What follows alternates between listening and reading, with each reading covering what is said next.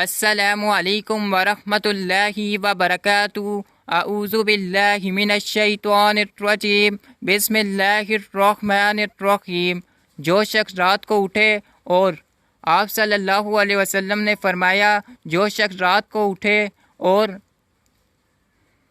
لا الہ الا اللہ وحدہ لا شریک لہ الملک ولہ الحمد وهو على كل شيء قدير لا إله إلا الله وحده لا شريك له الملك وله الحمد وهو على كل شيء قدير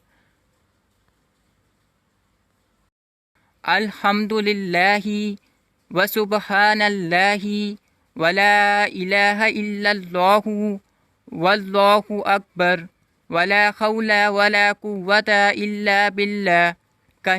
پھر کہے اللہم اغفر لی، اے اللہ میری مغفرت فرما، یا دعا کرے تو اس کی دعا قبول کی جاتی ہے۔ اگر اس نے وضو کیا تو اس کی نماز مقبول ہوتی ہے۔ جزاک اللہ۔ زیادہ سے زیادہ شیئر کریں، دوسروں تک پہنچائیں۔ اگر آپ کو ڈیلی کی حدیث پڑھنی ہے، سننی ہے تو اس چینل کو سبسکرائب کر دیں اور بیل آئیکن کی گھنٹی کو دبا دیں تاکہ آئندہ آنے والی ویڈیو آپ کے پاس جلد سے جلد آئے۔ جزاک اللہ۔